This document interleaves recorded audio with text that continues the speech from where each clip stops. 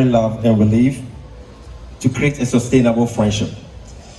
We are charged by Otumfuo to present this wonderful gift to His Excellency, His Majesty, sorry. This is called the Tunansai gift. The stool under, that is the gold stool. We call it Sikejwakufi, is in the Asante language. It is a sacred and reverent symbol of the Asante people in Ghana.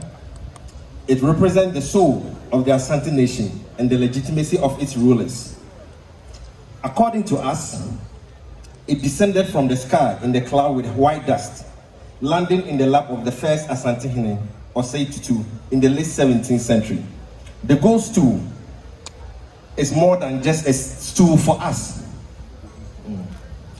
It houses the collective spirit of Asante spirit, those living, deceased, and yet to be born.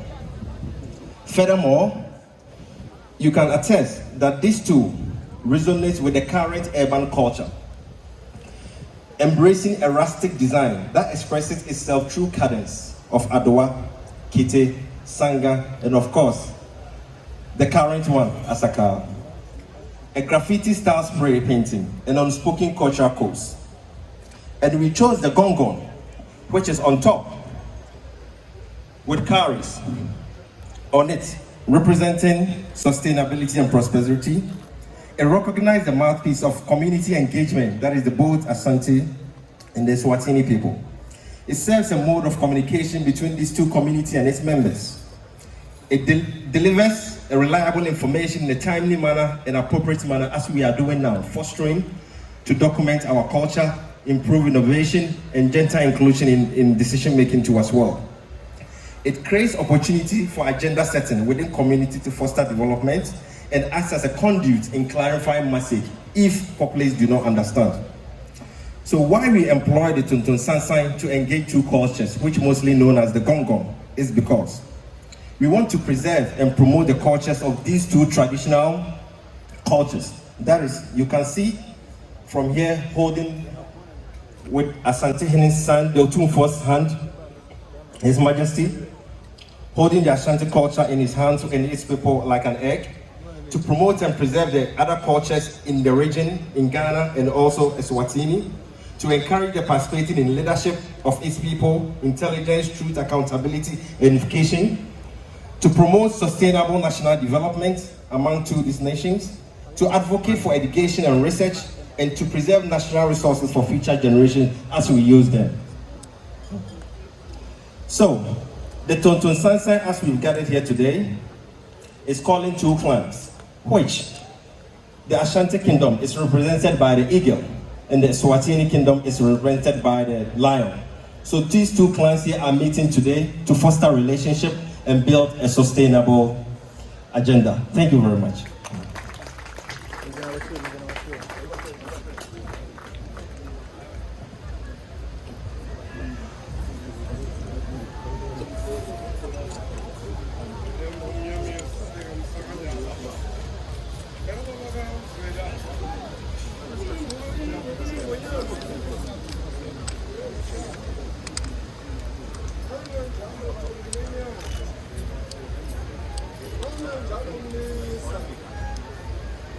Right behind you.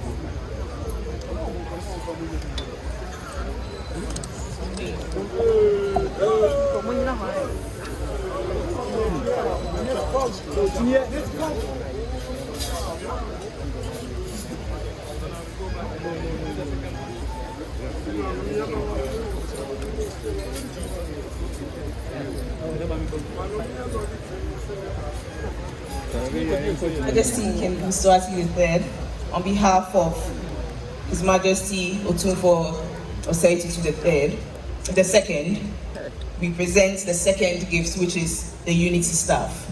So the Ashanti and Eswatini kingdoms are deeply united through their rich clan systems, each rooted in heritage, identity, and symbolism.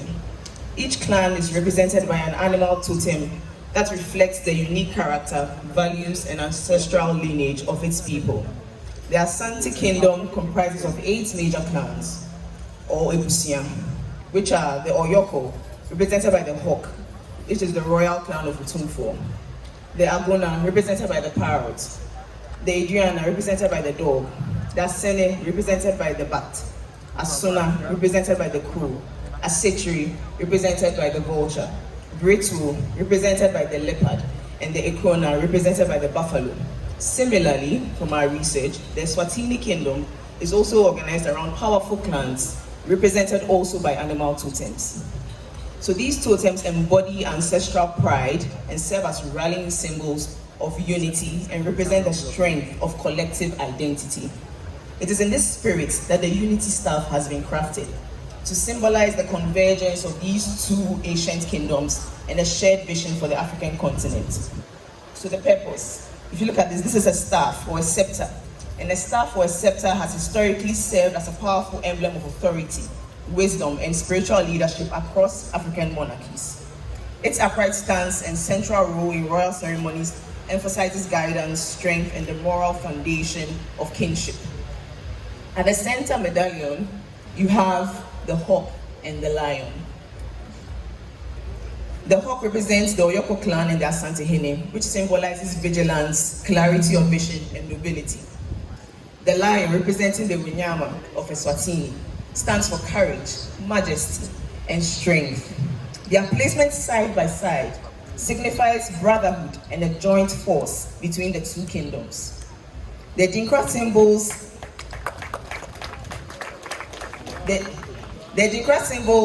surrounding the two totems represent ideals that are championed by Asantehene. So the first one here represents sustainable national development. This one represents the preservation of Asante culture. So Otumfuo has an egg in Otumfuo's hands, holding the Asante culture like an egg. This symbol represents the preservation of other cultures. This symbol represents intelligence and wisdom. This symbol represents the preservation of education and research. And this symbol represents the protection of our natural resources. And these are a call from Asantehene to you, Your Majesty, the Ingwenyama of Eswatini, to secure a prosperous and enduring future for Africa. The rod of the staff is designed with intertwining wood, so it has a spiral design, and it reflects cultural fusion and brotherhood of the two monarchs. Along its spiral path are the animal totems from the clans of both Asante and Eswatini clans. The base of the staff has an inscribed message in both Siswati and Asante tree. And this is to immortalize this moment of unity. In Asante tree, it says, "Amai mienu enuanum bako a ebetsna ho afebo." And this means two kingdoms, one brotherhood, built to endure.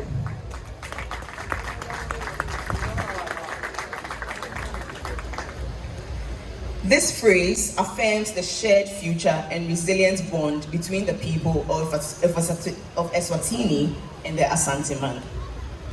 We are honored to present these gifts to you, Your Majesty. Thank you.